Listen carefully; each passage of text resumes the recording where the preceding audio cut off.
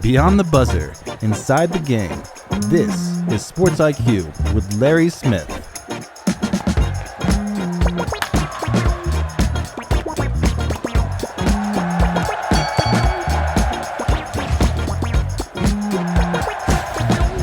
Monday, and it's good to have you here, Larry Smith. It's a Sports IQ. In case you're just joining us, my producer, Tony Cordaro. My editor is Josh Ewing. We do this every day, Monday through Friday. It's just a great hour of chat, great guests every day, great takes every day. The background here, Tony and I, CNN Sports, way back in the day, back when CNN did sports. Yeah, we were part of all that. Tony was my producer back then, starting back in 1993. Been friends ever since, and we love doing this. It is a passion for us. So glad you're here. Hey, listen, it is week 1 of the college football season, so we will be talking a lot of college football this week. We'll be getting into NFL as well. I mean, it's just, it's sweet spot, baby, right? From here through April? It's just because we love college sports, love NFL, love basketball. And so we're right here.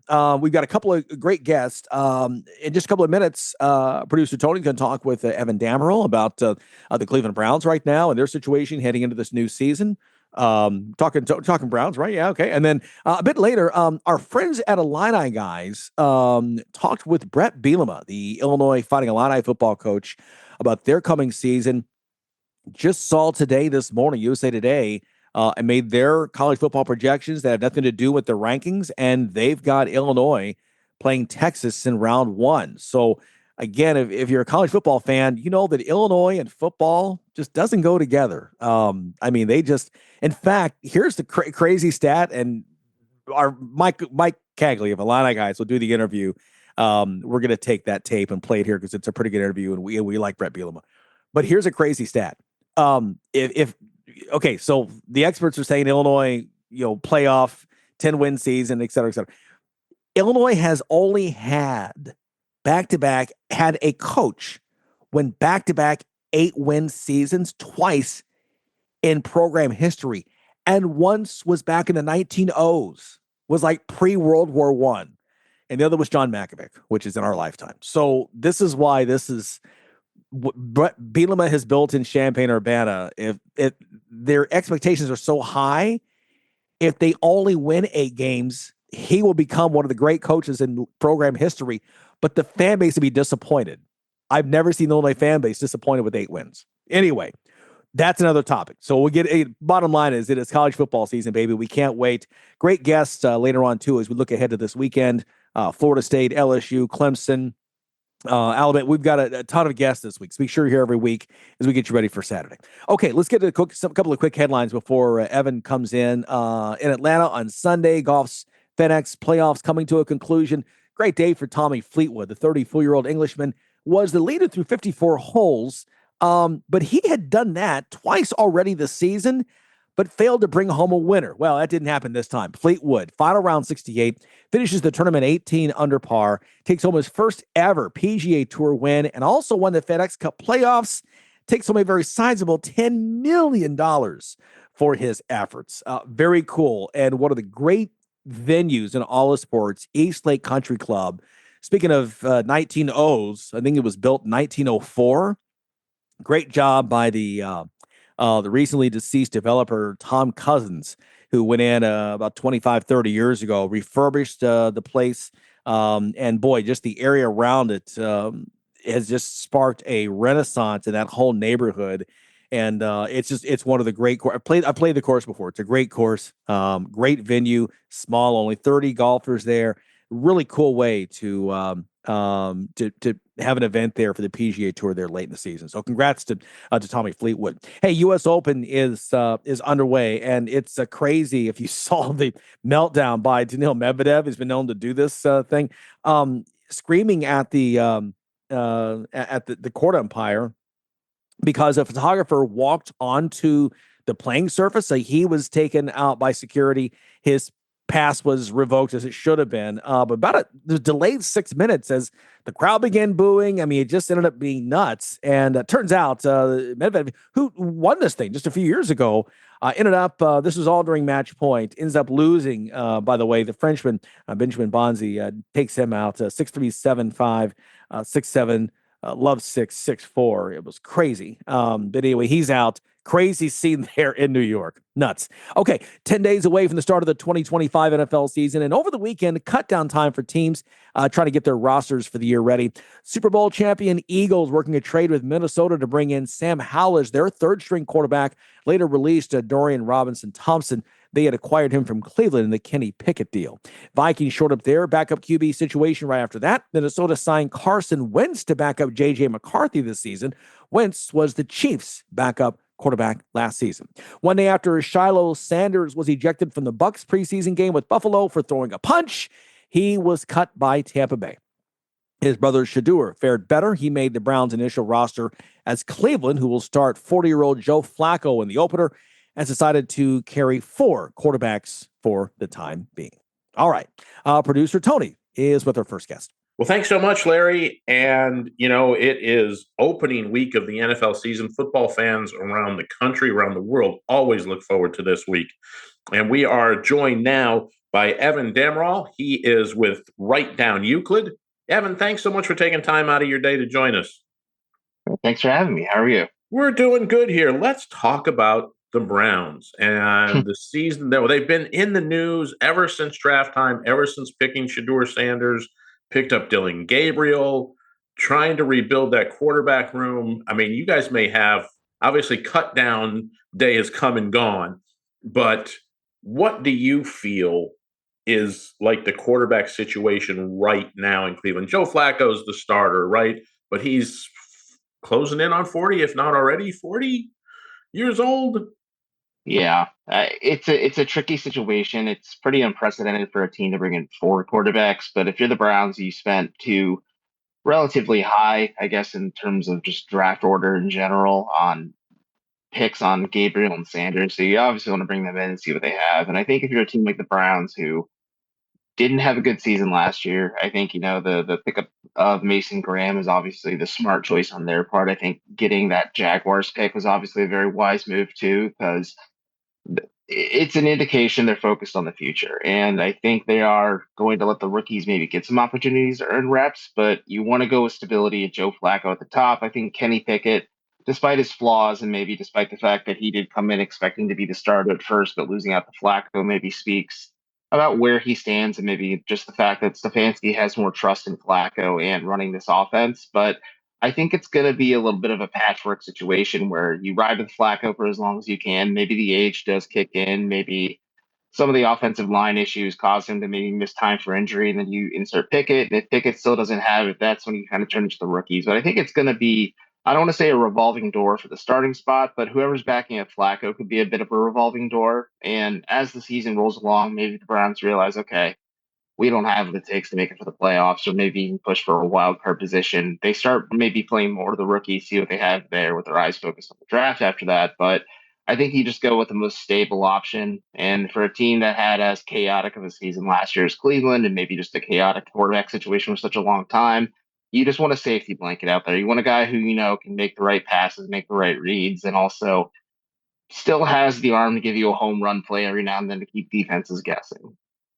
Do you think, as we look as where the season is going for Cleveland, do you see a time when we will see Deshaun Watson again in a Cleveland uniform, or has that train sailed?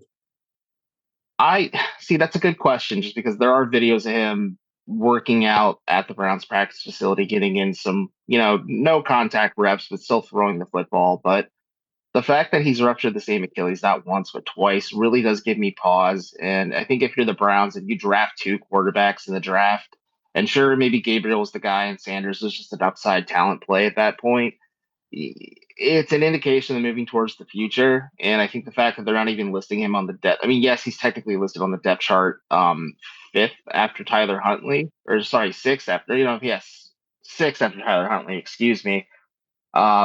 kind of indicates they are moving on. But if they're that desperate for a quarterback spot, if they are that banged up, they have to turn to Watson. If he's able to play, go for it. But it would be a medical miracle, in my opinion, at least. If he ruptured the same Achilles not once but twice within months, it's going to be tough for him to get back out there. And I think it's going to be tough for him to kind of play just steady football, especially if he's not feeling right. And it's a lot different throwing no contact versus have to deal or throw right back into the fire of an actual NFL game. So I think Cleveland's committed to trying to win. I think, they're going to have to eat Watson's contract no matter what.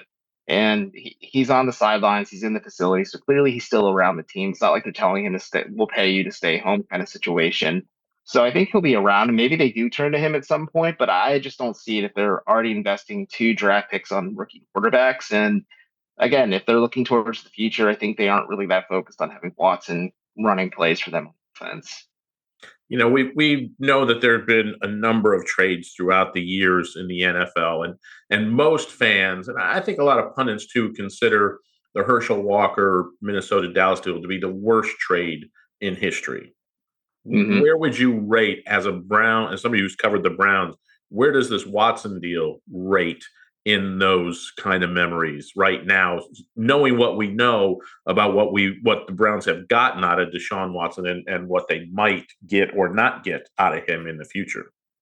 So the Walker trade is an interesting comparison, just because if you're a Cowboys fan or you play for the Cowboys, it worked out great for you in the long run. But if you're the Vikings, it got you a little bit of juice, but it didn't work out in the end. But I think this Watson trade will go down as one of the worst just transactions in NFL history. Not just the trade itself, because you can't say the Texans have done much at those picks. That you can't say like, oh, they're an immediate Super Bowl threat. Yes, they are a very stable team. They have a very good organization, but I just don't see them, getting out of if they got to the AFC Championship, who's beating the Chiefs? So that's always going to be the question every year until Patrick Mahomes hangs it up. Who's beating the Chiefs? Which, considering how young Patrick Mahomes is compared to some of the other older quarterbacks out there, I don't think it's going to be for a really long time.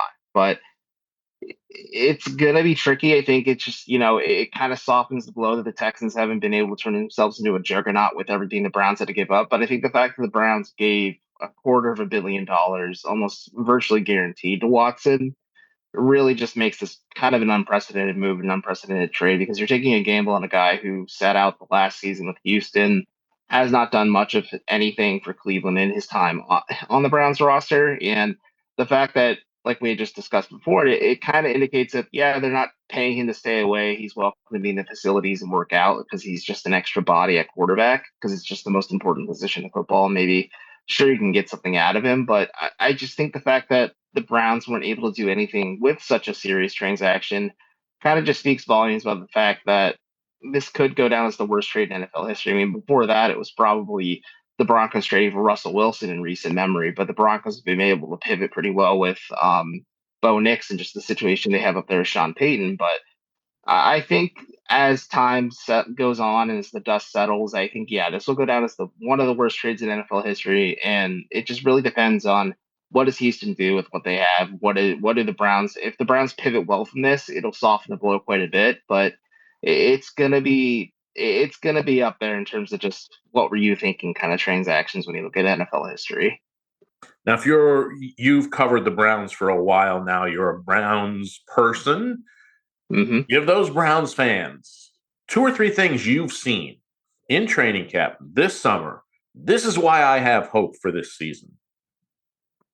I think it's just Kevin Stefanski running a more of a Kevin Stefanski offense. They had talked in the past about how they brought in coordinators and try to switch things up and make things work a bit better for Watson. But you notice it during preseason against the Eagles. I think about it a lot. Like, yes, the first opening drive is always just, those are pre-written plays. It's the cadence they go through. Those are scripted. They know what they're running for that first drive. And Philadelphia is obviously playing their 2s and 3s in that situation. But the fact that it's such a run-heavy offense and the fact that Stefanski is able to get creative by getting wideouts involved as running backs too, or just runners in those situations, will make it better. You have to wonder, like, is the running back room strong enough between Ford, Sampson, Strong, and then maybe if Travion Williams is able to play for the team too, does that give you some upside as well? But I think just the fact that they have a safety blanket, as I said before, as Flacco, a quarterback who can give you those home run plays to maybe Judy or maybe Njoku. Because I think about that game against the Jaguars a few years ago at home in Cleveland where he hit Njoku for that deep pass for a touchdown. And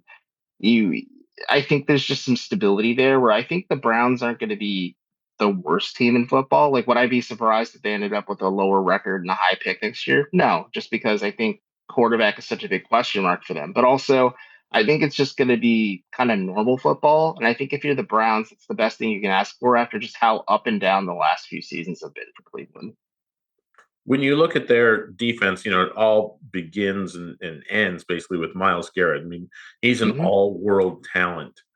Do the fans out there feel for Myles having to go through all of this? Is he that kind of player that brings out that emotion? Like Joe Thomas was well loved because Joe was this franchise tackle that never got to see any really promising days while he played in Cleveland.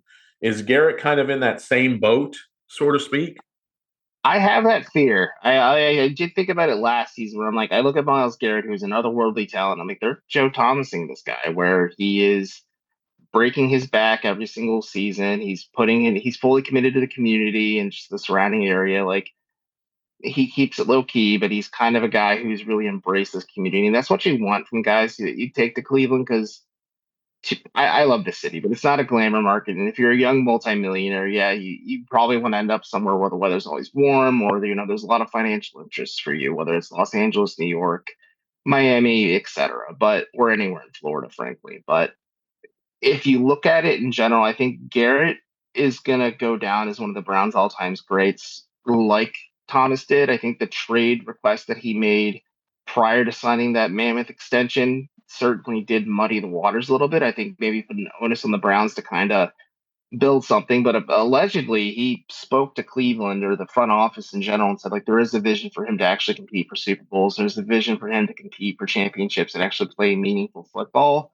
This season may not be that season, of course, but I think, again, with the pickup of Graham, that's just going to allow Garrett to kind of do more things on defense because he's going to pick up more pressure. You have Alex Wright on the other end of the defensive end. That the Browns have a very solid pass rush and a very solid defense where Garrett can certainly rack up numbers and, really add to maybe some Hall of Fame credentials there. But you do feel for him just because you want to see generational all-time greats actually play meaningful football. And does that mean a possible exit with Cleveland one day? Possibly. But for this upcoming season, at least, he will be here. Clearly, he's committed because he rescinded his trade demand and re-upped with the Browns. But I think there's going to be enough for him to put up the numbers and kind of just keep padding that Hall of Fame resume for him. But you just have to hope that they can keep it stable on offense. At least either they make the wild card, they upset a team, maybe make it to the second round of the playoffs. God willing, they make it to the AFC Championship too, which would be great. Which would be a miracle season at that point. But there's just been so many missteps on offense. Yeah, it does kind of have that Joe Thomas parallel where you really want them to play meaningful football. You want them to do something great.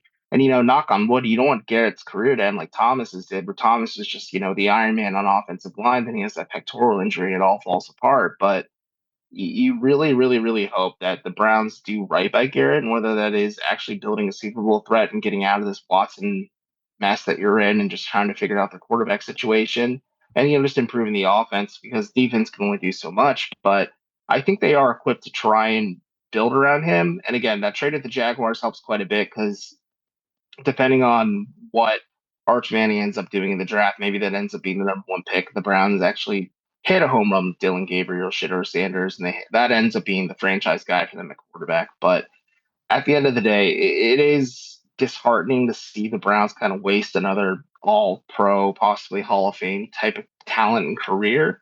And you're hoping, at least internally, that this ownership group and this front office finds a way to actually build a Super Bowl threat, because that's clearly was the promise to Garrett when they got him to re-up, because it was pretty clear in his trade demand. He's like, I want to play for Super Bowls. Yes, I love Cleveland, but it feels like I'm running into a wall over and over and over again. And third and fourth place finishes, maybe the second place finish just isn't enough for him in the division. He actually wants to play for something more, which, should light a fire under this team, hopefully, but we'll see what happens. I think it's not a rebuild they're going through. It's a bit of a retooling after just, the misstep that was the Watson trade.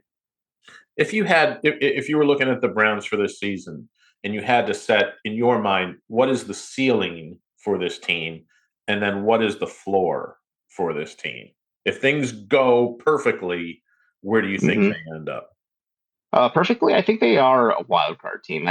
Baltimore's so good. They have Lamar Jackson, one of the best quarterbacks in football. Then you look at the rest of the AFC too. You have Patrick Mahomes in Kansas City. You have Josh Allen in Buffalo. You have Bo Nix in Denver. You have Justin Herbert in Los Angeles. Like, there's a lot of talented quarterback play throughout the AFC. And I mean, you can even sure Pittsburgh's a bit of a wild card too with Aaron Rodgers as well. Either that team could implode just because of the off-field drama, or they're able to kind of Mike Tomlin's able to make magic out of something like he always does. But I think their ceiling is an AFC wildcard team. I think they could be a team that possibly upsets a team if they're underestimated, or they're just playing really solid, consistent football on offense, and the defense continues to be as lights out as they have been in the past. But their absolute floor is, they're looking at a top 5 pick, and I think that's disheartening if you're a Browns fan. But also maybe it's part of the plan too. If you keep retooling this team so you can kind of keep building something that's actually a legitimate contender, especially when that new stadium opens in a few years, and then you're able to bring in that new stadium with winning football instead of just what's kind of been this up and down play for the last few seasons. So it's a lot. It's a high variance between the two, but I think that's just kind of how football is. And also, just this Browns team does have some legitimate question marks at some of the most important positions in football. Being old enough to remember the Browns from the Elway days, playing Denver and playing for championships and being in the running every year and seeing that fan base and knowing those crowds were so passionate about Cleveland. I don't think the passion is any less now than it No. was then. But to see them, if they can get to that point again where they're competing for those championships, I think that's good for the NFL, because the Browns are one of those franchises that kind of helped build the league to where it is now. Oh, absolutely. I think you look at them, you look at the Pittsburghs of the world. I mean, Dallas. I mean, Green Bay as well. Like, the teams that have just been, deified in terms of just how important they were to the league's initial success early on when the NFL is a fledgling enterprise to versus what they are now. The NFL is in a better place when the Browns are playing good football. And you think too, sure, it was during the pandemic, but when Baker Mayfield was running the show and they beat the Steelers in the wild card game, and then they actually went blow for blow with the Chiefs in the divisional round as well. Like that was really encouraging, and it's infectious. Like you said, Browns fans are loyal, but when the team is, whether it's win or lose, the fans will go crazy when they win. But when they're playing actual meaningful football, like it creates a pretty contagious spark all throughout the city and the community, just because it's a Browns town and the Browns are playing well instead of, fans not looking at the mock drafts in January or possibly December. They're getting more and more excited about what this upcoming season is going to be, or what the season they have, and they could have the potential to be magical. And I think just for the fans, you have to do right by them eventually, just because, yes, they have been ride or die with this Browns team since their inception, and the fandom only gets more and more intense every season, just because, why not us? That's kind of the mantra in Cleveland. Like, why not this year? Just why can't it be this year where we actually have success instead of heartbreak, whether it's the Browns or the Guardians, the Cavs, or even the Monsters too. Like, fans are willing to root for a winner, and they also fall in love with the loser pretty easily too. And I think I don't want to dump on Cleveland too much, but it's emblematic of the community too, where, like, yeah, they take their blows, but they're willing to pick themselves back up and keep fighting. And I think if the Browns embrace that mentality a little bit, it'll just make them even more endearing to fans that don't really need much to sign on to begin with, just because, yeah, they're used to the heartbreak at this point, but they'd rather just, keep rooting for the team that they love. That's been a perfect way to end things, Evan. Thank you so much, Evan Dammarell from right Down Euclid. Really appreciate you taking the time and joining us today and giving some insight into the Browns. And let's see where the NFL season takes us this year. Yeah, you got to take a game by game with this team, I think. And, just if they get a win, they get a win. They get a loss, they're on to the next opponent. And they just kind of keep building momentum little by little. And, yeah, I think it's going to be a fun season for the Browns no matter what. Yeah, it's going to be interesting just because those rookies really do give me some pause. I'm like, yeah, there could be something here between Gabriel and Sanders. Maybe there is, but we'll see. It should be a fun year. Absolutely. Evan Dammarell, thank you so much for joining us. We're going to take a quick timeout, and we'll be back on Sports IQ. You're listening to Sports IQ with Larry Smith.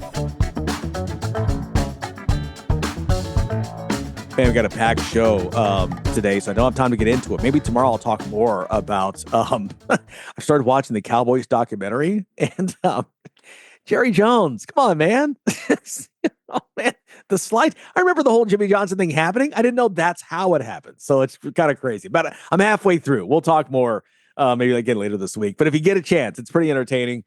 Michael Irvin steals the show, obviously. So he's just got a great personality. But anyway, just a thought. Watch the Cowboys documentary. A little baseball news for you now. Sunday, full day on the diamond, of course. Second straight weekend, the Padres and Dodgers were dueling for the lead of the NL West. Freddie Freeman homering in back-to-back innings. Rookie Dalton Rushing hit a tie-breaking 3-run shot in the seventh. Dodgers tied up the NL West race with an 8-2 victory. Shohei Ohtani hitting his 45th homer in the ninth. The Dodgers, who had lost the first two games of the series, salvaged this last game of their final regular season series with San Diego after managing just 2 runs in losing both Friday and Saturday's games.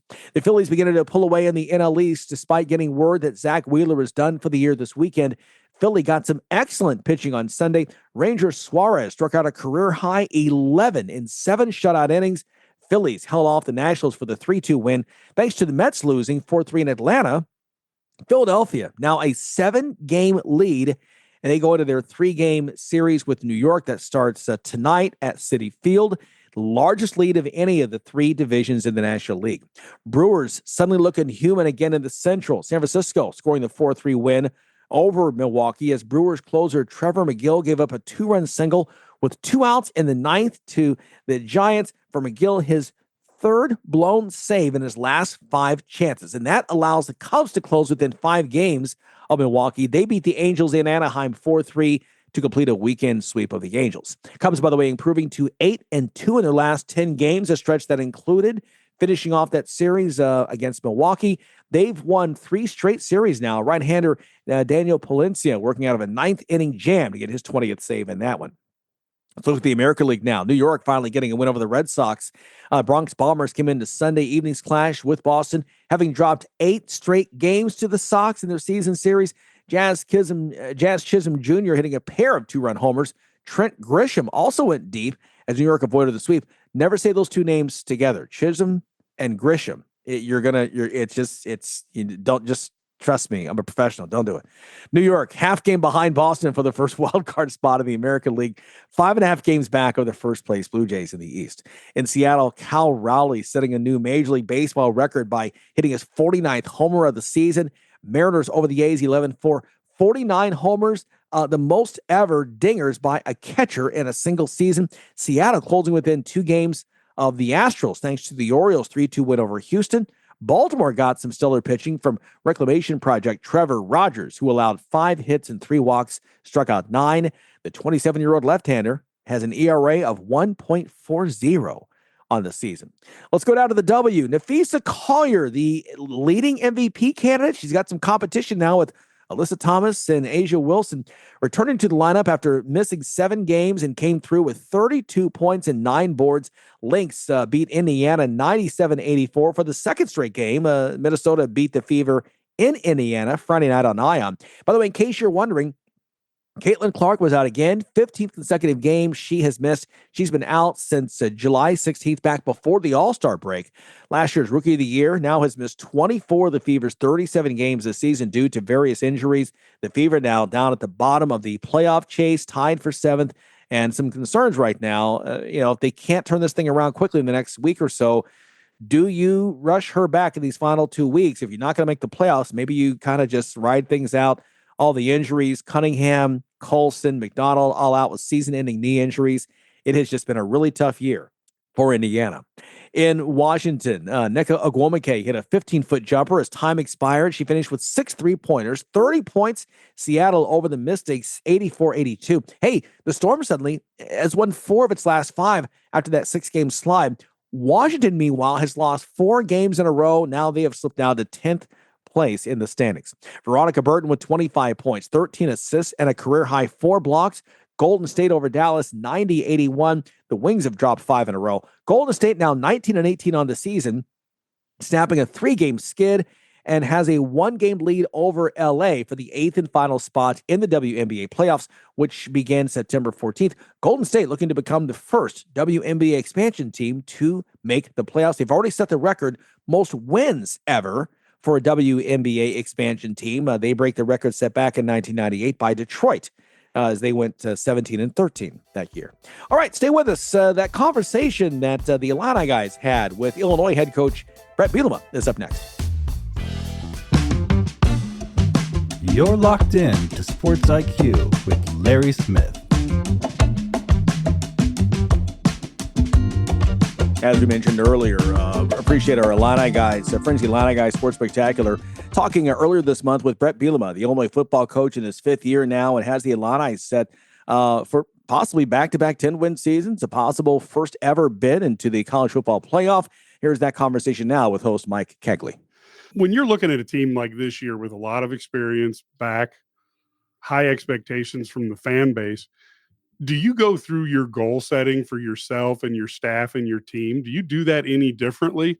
Or is that a process that you use that is just a process that is unaffected by those things? You know, I get the question, but really I'm pretty, you made reference earlier, right? Like everything I do kind of is planned out or detailed, whatever that word is or phrase. I think if you had my wife on this Zoom, she would probably have another phrase for it, right? Like just kind of like, I kind of get locked into what I do, how I do things, going into year one where we ended up the season being 3-9 versus the next year when we're 8-5 and the next year to be 5-7 and last year to be 10-3. Every year going into it, I like to think I do the same. Now I do the same things, but there are going to be modifications. Like today, case in point, we've gone 4 pretty hard days here in the last 5 that have been good, physical. We've taken steps forward every day. So today I'm kind of lightening the physical load, but heavy on the mental load. We're going to we'll work end of half. We'll work some very specific in-game situations today that, even though we don't stress them physically, we're going to really stress them mentally. And there's a process I go through that. I have a working checklist that I go through. But really, goal setting, one of the things I learned, and I actually learned this from Barry Alvarez when I went to Wisconsin. It's something I adopted after I was with him. We let the players make the season goals, right? So I'll sit in front of the room. They'll start rattling them off. We'll probably have 20, 25 goals, and then we'll narrow it down to about, 10 or 12. I'll kind of be a part of that, and then I'll narrow it down to what I propose to them out of their voices into a group of 3, 4, 5, maybe at max. And then I'll let the leadership council kind of tweak it to say it how they want to say it. Sometimes our guys say things in ways that I'm not cued into, right? So little catchphrases and slogans that mean something to them, because I kind of partner that with, I learned that through Barry, but I also learned when I was with Coach Belichick, he had a phrase one time. He was talking to the media and somebody asked him about expectations. And he said, listen, I have high expectations, but I really hope our players are even higher. And that really made a lot of sense to me, right? I can want certain things as a head coach, but really what drives this car in the right direction is our players. And that's something we definitely take advantage of. Well, now people who are listening are going to think that I cued you in because you've led into my next question. We're all the sum of the experiences that we bring to the table. And I don't know if people realize just how many fantastic coaches that you've worked for as you developed over the years. You had, Hayden Fry, Kirk Ferentz, Bill Snyder, Barry Alvarez, Bill Belichick. I was wondering, was there a piece of like gold from a knowledge standpoint that you got from each coach? And I just wondered like what that might be, just because again, most people haven't had the ability to work for such talented coaches throughout their career.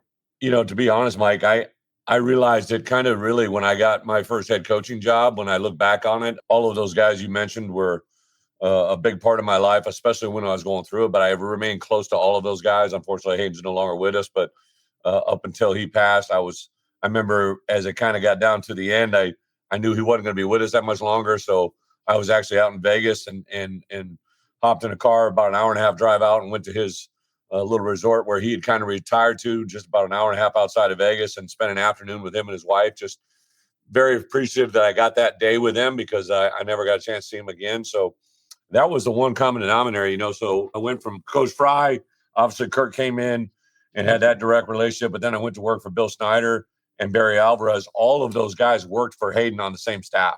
Oh, so wow. All of them were a part of that history that I think has a huge factor into all of this, but all of them very uniquely different. Coach Fry was a very genuine players coach. He really didn't talk to us a lot on defense. He may come down and tell us, to strip the ball or make a tackle, but he didn't give many schematic advices. But then I went to work for Kirk, who was an unbelievable head coach who transitioned to legend, right, from Hayden Fry to him. So when I took over for Barry Alvarez, I drew a lot from what Kirk taught me right along the way. And then I went to Bill Snyder, who is completely different than all of them, right? But he was a leave no stone unturned, right? And then if you do, turn it over again, because he's always going to find a way to find something different than the other guy had.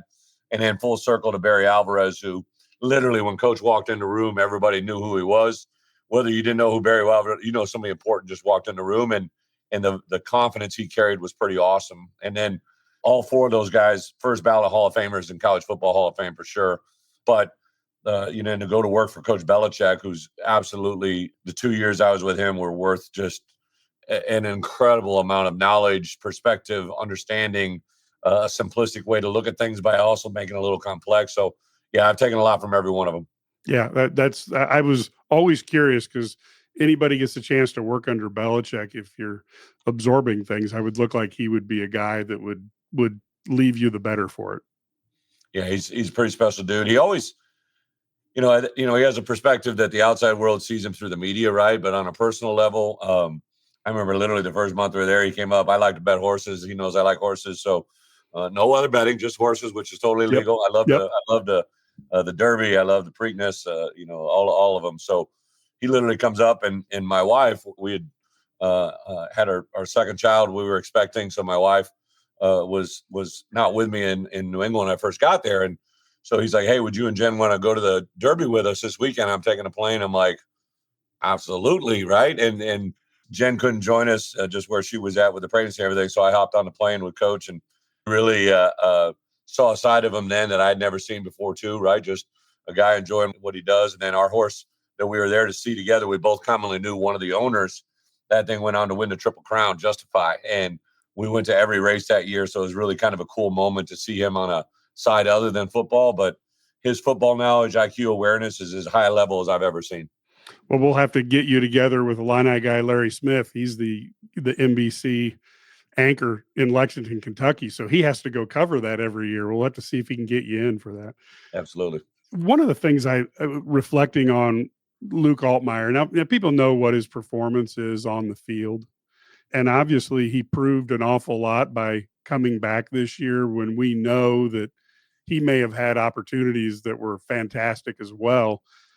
But how valuable has it been for you that you analyzed what he could do and you were right and he's lived up to it, and he's basically kept that quarterback position stable so that you're not running around every year having to recruit the most important position on the field? Is that something that people talk about? And maybe I'm overvaluing it. He's, what Luke brings to this table every day in this building is absolutely awesome. First, he's, as you made point to, like a very talented player. He's got all the throws. NFL guys started rolling here now, and I kind of have him. I have a kid that was in my past, Brandon Allen, who's now in his 10th year in the NFL. BA was a really good player for us. Never really, he started probably 20, 30 games, I guess, in the NFL, but he's been in the NFL 10 years now. And the value of that in the NFL is really big. I think Luke has a lot of his same traits and qualities, if not better. And then what he brings in this building as a leader, as a person, he got up and spoke to the team the other day and he literally enlightened me on a few things. He had a quote at the end, just talking about 3 things he goes through every day. But his last point was, the less you talk in this world and the less you put out there, the better your life will be, right? Like the humility side of who he is. He's a very humble kid that is very appreciative of what he's been given and the things that he has, but he's also very aware that they didn't happen by chance. He's very intentional in what he does, very intentional in his relationships and his comments and his direction. So really blessed to be around him, and hopefully we've got the best ahead of us. Yeah, so true. And one of the other things that, as we have watched how you deal with change, because I'm not certain any college coaches have been through more change than what you guys have been through the last couple of years. You were one of the first coaches that really figured out that we need to zero in on bringing back the guys we need to bring back and maybe not go chase the grass is greener and, try to get in bidding wars with people. How did you come upon that? Because that's something that we're seeing now. It's like an everyday thing, but you were doing that before people really were talking about that. Yeah, you learn lessons through the trials and tribulations you live through, right? And so before the portal world existed and all this stuff, really your biggest challenge to your best players was that guys declaring for the NFL early, right? And, Yep. A lot of different reasons went into it, but my last year at Arkansas, I literally lost 3 offensive starters that year to the portal or to the NFL that I wasn't planning on losing. I lost Hunter Henry, who was the first tight end taken in the draft. I lost Alex Collins, who was drafted by the Seahawks, and Denver Kirkland, who played 3 or 4 years in the NFL. All 3 of those guys were like premier SEC, all SEC players, and they all left. And I didn't have a recruiting plan or a backup for that. I had players behind him, but those guys were factoring into being our best players the next year, and they all jumped to the league, right? And when those things happen, like you got to have an answer. So now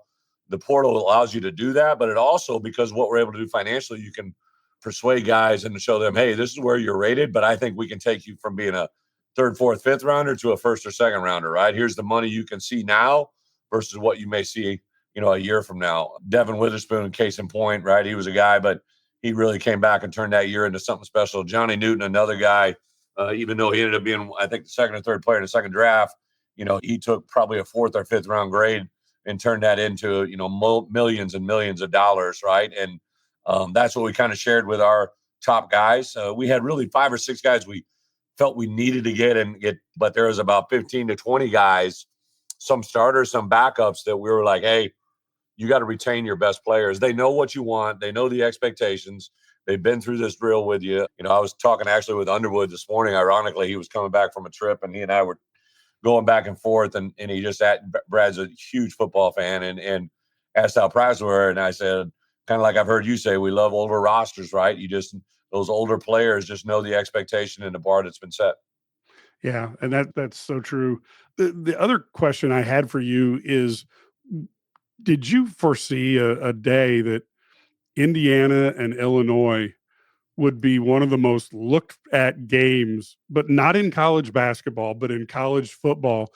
And that certainly has to be a testament to what you and Josh Whitman have built here. And let's see if Kurt Signetti can keep it up over there. But I didn't have that on my list of things that were going to happen in 2025. That would be one of the games that I'm most excited about. Mike, great point. And it's obviously Coach Signetti had a lot of success everywhere he's been. And I thought when that hire came in, like, here's a guy that's been approved. And I think that's where kind of hires are going now. They're, look at Barry Odom at Purdue, right? They obviously went with Ryan, who came from here, who was a younger coach, didn't have the background, but Barry Odom, who built that roster at UNLV, and now he brought someone with him, and now he's at Purdue. Kurt brought in a lot of his players from JMU, but also brought in a lot of players from the portal. Signetti's an incredibly gifted coach. Just really watching them on film, have huge, mad respect for what they're doing. But I think it's just the world of college football right now, right? You got a chance to change your roster in a short amount of time, get them the way you're doing it. You made that reference earlier about being in the 80s with Illinois football and basketball good. Well, in the 90s, Illinois football and Indiana football were really good, right? There were some stretches there. They didn't, but I remember being in a very difficult battle with several of those Indiana teams. And, they went through some upswings, some downswings, but they're in a high level right now. And that's got to be, it's going to be a really exciting game for us. It's actually game 4. So we got a little time to between now and then, but it's going to be one that's going to be huge. Yeah. And finally, I know that you're pressed for time, and thank you for taking it. Any final thoughts here that you want to share out with the fans prior to the season starting? This will also be on our IlliniGuys Sports Spectacular, our weekly hourly radio show that's on 24 stations across the state of Illinois.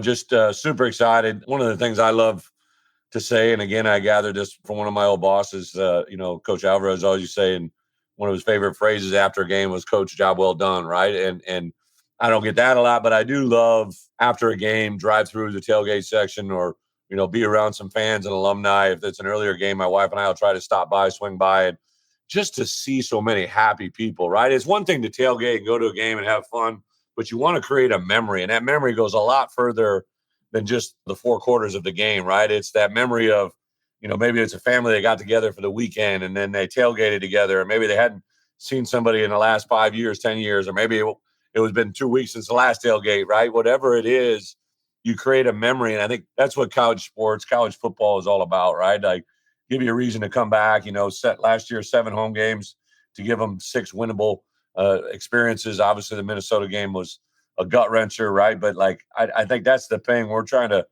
put ourselves. Obviously, Illinois football is very important, near and dear to my heart. But Josh and I made a pact to try and build this thing to have sustainable success, to give people a life experience, right? And we're trying to do that every day. Also trying to represent our Illinois fans in the best way possible, right? Like, I know everybody doesn't like to wear that shirt and go around chanting ILL after a loss, or if we're not doing things the right way, right? Like, our kids, 5 straight semesters of over a 3.0 GPA.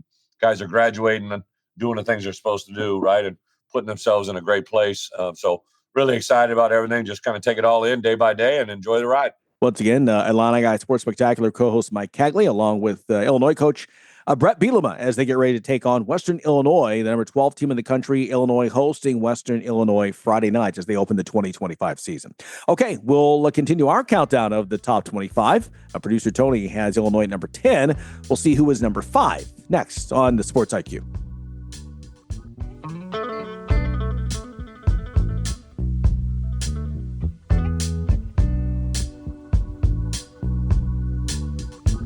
By the way, college football continues all this week. As you know, throughout the month of August, we have been counting down producer Tony's preseason top 25, and we have now come down to number 5 in the country. Tony, who you got? I am going with the Clemson Tigers, Larry, and this team sets up exactly the way Dabo Swinney likes it. Look, when they were at their best, when they were competing for titles, what did Clemson have? They had a successful quarterback with a future in the pros, and they had a strong defense. That's exactly what they've set up again. Cade Klubnik, who was a big-time recruit, came through last year, 36 TD passes, ran for over 450 yards, another 7 scores. So he is right there kind of in that Deshaun Watson, Trevor Lawrence mold, maybe not as high of a draft pick, but he definitely will get picked somewhere when it comes draft time. The offensive line is deep, and they've got a defense that should be able to get things done. They got really strong defensive line, a couple of 300-pounders in the middle of that thing. TJ Parker is a stud on the outside. He had 11 sacks last season, 19 and a half tackles for loss. I love the way this Clemson team is set up for this year. And you mentioned that, you're right, that, not only Lawrence and then Deshaun Watson before him, but I can't think of his name, Taj Boyd was ACC Player of the Year before Watson came in. I mean, that was, he didn't go to the NFL, but to your point, just a great stud quarterback, and Klubnik kind of, fits that mode. And Tony, also look at the schedule. It's because they're in the ACC. This sets up very well. So, they're going to host number 9 LSU this weekend. They've got number 16 SMU in the schedule. They don't have another ranked team until they meet, they travel to Columbia and take on South Carolina in the season finale. I mean, this, to go undefeated or one loss throughout the season is not out of the question for this team. Right. I think they're looking at being 11-0 heading into Columbia if everything breaks right. Yeah, they got to go to North Carolina. We'll see what Belichick has. They got to go to Louisville. Louisville may surprise some people this year. They've got a really strong offense, but I think I think Clemson can handle them. Look, Clemson, the number that you need to know about is this. Last season, Clemson, when they gave up 31 points or more, just 2-4. When they held their opponents under 31, 8-0. So If you're a Clemson fan, you're on your way to Vegas, bet 31. Put that money down. They do host Florida State, and it's, we're going to talk tomorrow to Peter Holland Jr. of the Tallahassee Democrats about the Seminoles. They're not going to go 2-10 again this year. There's no question. Clemson's a team. Give me your crystal ball thoughts here in August. Is this a team you see in the Final Four or even in the title game, possibly? Yeah, absolutely. I think they've got a really good shot. This is a good Clemson team. They got to figure out a way to run the football. If they can develop a little bit of a running game, then they're going to be really hard to beat. This, like you said, the schedule just sets up nicely. Yeah, they've got to play, FSU, but they don't play Miami this year in the ACC. That's a plus. We don't know where South Carolina will be by the end of the season. I think they'll be pretty good, but you never know. What are Carolina and Louisville looking like? Those are kind of iffy. They might be good. They might not be good. So you just never know. The injuries, we'll have to see how they take effect. But if you can keep Klubnik healthy, if you can keep the defense and the defense can stop the run, that's going to be the key part of this. They had some games last year where people were able to run for 5-6 yards a carry. Look, there ain't a team in the country that's winning too many ball games, giving up 5-6 yards a carry on the ground. Yeah, no question about that. Okay, so Clemson, number 5 in the preseason poll. We will do number 4 tomorrow, but don't go anywhere. Our moment of awe is next. Fans of big sports radio and sports spectacular podcasts have a new home on the Chief Sports Network. Find your favorite programs and content all in one place by downloading the Chief Sports app in your mobile device. Created in South Carolina, the Chief Sports Network is the home of an expanding network of live and podcast format programming. It is also the home of one of the leading national college football podcasts, JC and Morgan, hosted by ESPN's Mike Morgan and 24/7 Sports' JC Sherbert. Download the Chief Sports app for free and find all of your favorite programming under one easy umbrella. Thanks to all of our markets for your loyal support of Big Sports Radio and our Sports Spectacular podcast, and we look forward to connecting with you anywhere in the world on the Chief Sports app. Time now for a moment of awe. It goes out to a group of 12-year-olds from Chinese Taipei, led by their ace pitcher, Lin Chen-Si, who pitched 5 innings and gave up just 1 single. Chinese Taipei cruising to the 7-0 win over the U.S. champion from Nevada as they broke the Americans' 6-game win streak in the final game. Chinese Taipei last won the Little League World Series back in 1996, but it still is the island nation's 18th Little League title. What a legacy, and truly in Williamsport, Pennsylvania on Sunday, a true moment of awe. We appreciate our guest today, Evan Dammarell, coming by to talk Cleveland sports. Also, we appreciate the IlliniGuys loaning us their conversation with Bret Bielema as well. And as always, we appreciate you. It's a Monday. We'll do it again tomorrow here on the Sports IQ. Make it a great day. We'll see you then. Thanks for listening to Sports IQ with Larry Smith, Monday through Friday. Continue the conversation at Sports IQ LS. We'll see you next time.